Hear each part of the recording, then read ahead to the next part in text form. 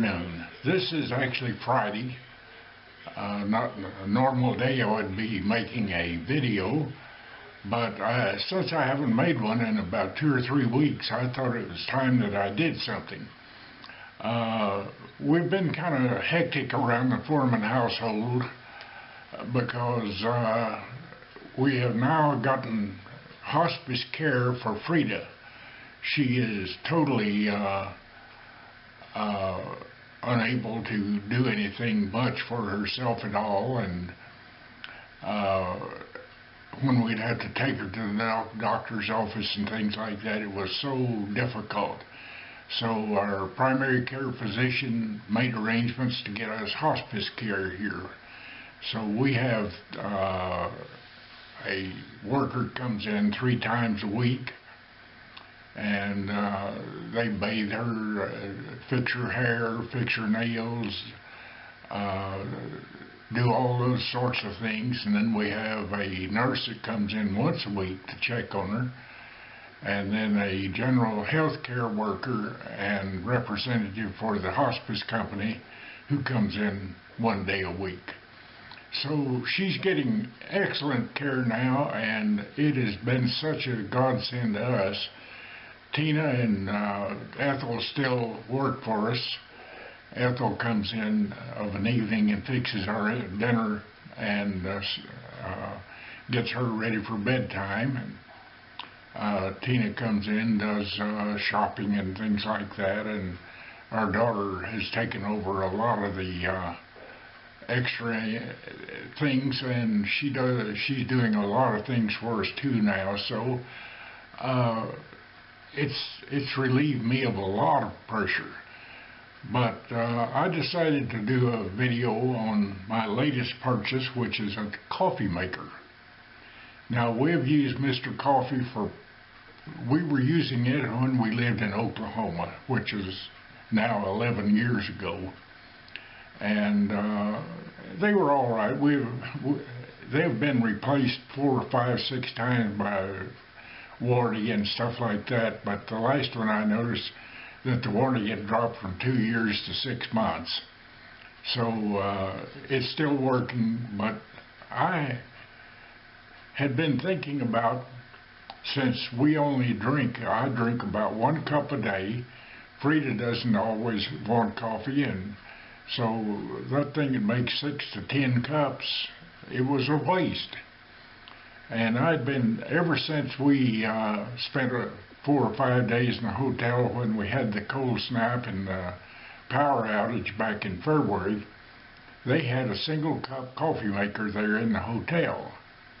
And it worked out so well, and it was so neat. I've been looking for a single cup coffee maker ever since. And the other day, Tina was at Walmart, bed pads and a few things like that, and she noticed over on the appliance departments they had a single cup coffee maker on sale, closed out for $20. She called me and asked to get one. And this is it. It came with an instruction book here, which I opened and started reading, and I thought, what am I doing here? I'm reading it in Spanish and translating that to English.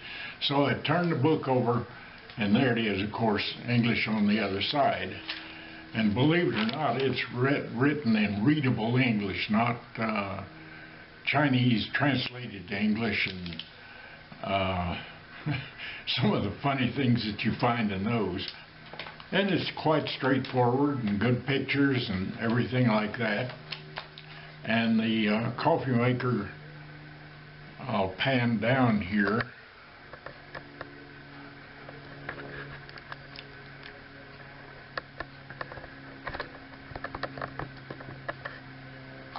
Came with 2 cups here. This is the cup and adapter for Keurig.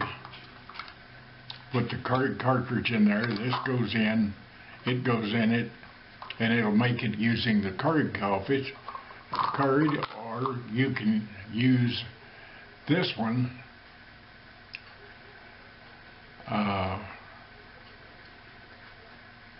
Get it here where you can see it. which is used for regular grind coffee. Now I checked it and it has a fill mark here on it, and this is a permanent filter, and it takes 2 level tablespoons, 60 milliliters of ground coffee. I know that's 30 milliliters. Now the other one used 60 milliliters, so it used twice as much coffee as this one. I've already made coffee once with this, and it does an excellent job. I haven't bought any Keurig capsules yet to use this, but when we get them, I'll use it. But I'm going to make a single cup of coffee now, or really I'm going to set it up to where I can make a single cup in the morning when I need it. Okay, Ethel, I'm going to finish up loading the pot now. You got your little measuring spoon there, yeah. Turn it around to where I can see your hands. There you go. And want 2 measuring spoons of that of coffee in the little cup, and put it in there and close the lid on it.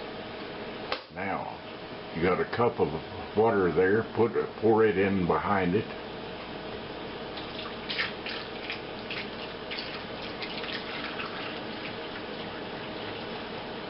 and set it back under the spout. There you go. Close the lid. Did it latch down? Now around on the side of it there's 2 buttons. Before you punch either one, let me tell you about them. Okay, around on the side there are 2 buttons. The top one, it says Keurig, and the bottom one says coffee, doesn't it? The first one say capsule.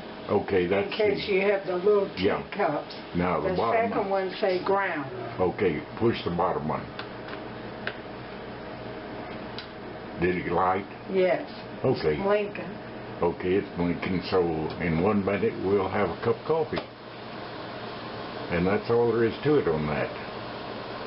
And I'm going to go to the table, and I have my breakfast in the microwave, and it should be ready by the time the coffee is. And you can just bring both to me if you would. There's my breakfast on the table, a cup of coffee and a hot pocket. Well, it's next morning. I'm going to finish off this video. I'm sitting here, the coffee's made. I'm going to take a taste of it and see what I think.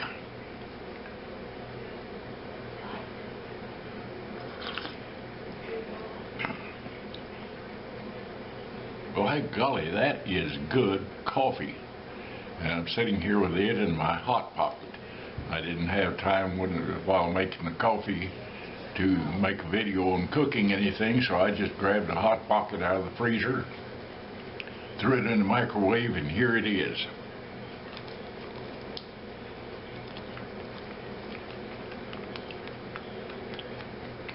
What can you say about a hot pocket? It's hot, it's a pocket.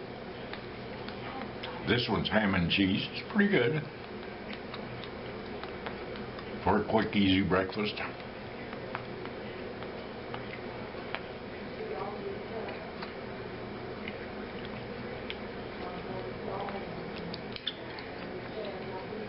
You know, I read in the paper the other day where 10,000 people leave California every month moving to Texas, and I believe it.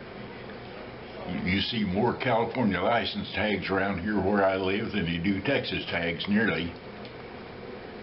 You're more than welcome. We're glad that you came here for the low taxes, low cost housing, plentiful jobs. You can go to work here. Just pick which door you want to go through, and you've got a job. And they're pretty good paying jobs too. Some of them are. Well, I saw where this city here is looking for 911 operators, and they start at $38 an hour, and they'll train you. And that's pretty good for sitting there talking on the phone.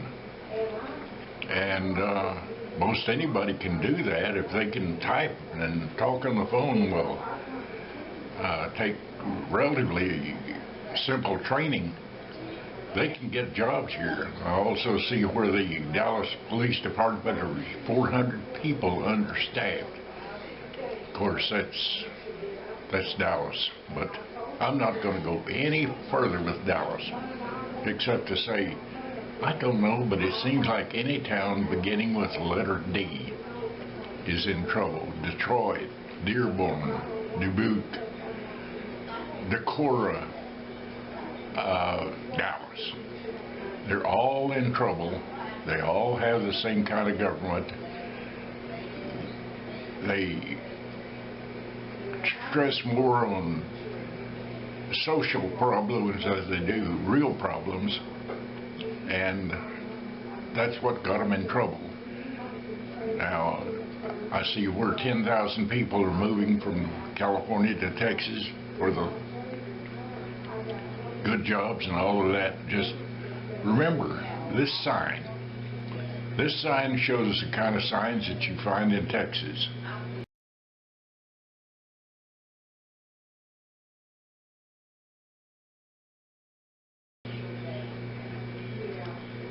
And this is the kind of sign you find in California.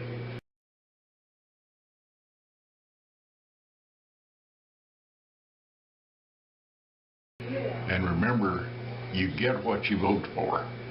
So if you move to Texas, you're welcome. But please leave your California votes in California. God bless Texas. God bless America. And you folks have a great day. Bye.